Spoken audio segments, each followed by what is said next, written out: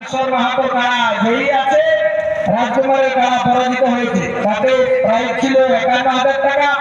সেই ৫১,০০০ টাকা পুরস্কার তুলে দিচ্ছে আমাদের সুনামধন্য রসিক মাননীয় বলবেড়া থেকে আগত অজয় মাহাতো মহাশয়। আমাদের ৫১,০০০ টাকা প্রাইজ বানেশ্বর বাবুর ভাইয়ের হাতে তুলে দিয়েছেন। তাই অজয় মাহাতোকে প্রাইজ দেওয়ার জন্য আমরা অনুরোধ করছি। অজয়দের সামনে দিকে একটু আশা রাখবেন। অজয় ৫১,০০০ টাকা।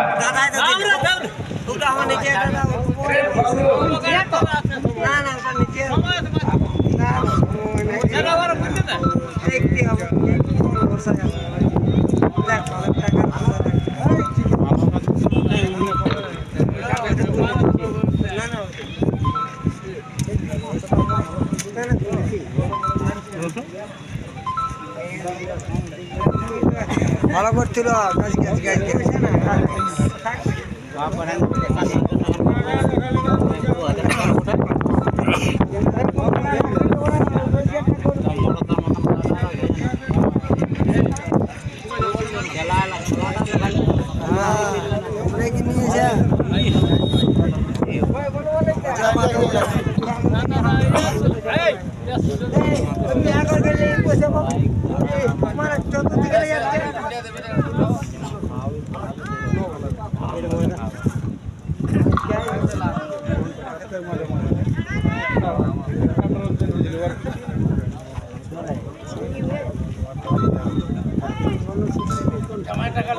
ছোট ভাই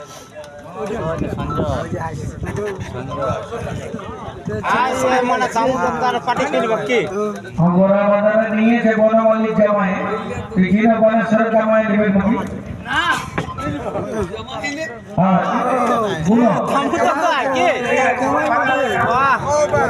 এখন জামাই হলো, আমরা শ্বশুর হবো। যারা জামাই শ্বশুর দিন যাবো, আমরা তো থাকবো না। যারা কর করে করো বনেশ্বর বাবু জামাই বলছে টাকাটা দেবে। ঠিক আছে, জামাইয়ের হাতে দেওয়া হয়েছে, জামাই গুনে মিলাইল। আচ্ছা, জামাই শ্বশুর দিন যাবার আরে বাবা, জামাই বলে জামাই বলবি, ওটা সালারাই বলবি। এই বাবা বুঝলি হবে, তোমার নোট উল্টো আছে।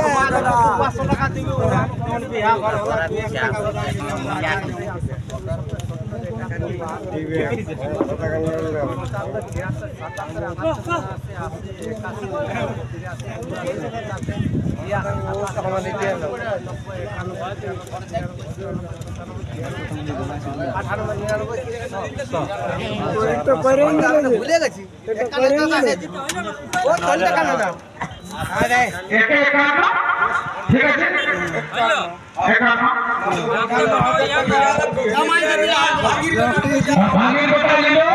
মানে আমার শ্বশুরের পয়সা জামাইয়ের পকেটে ঢুকলো।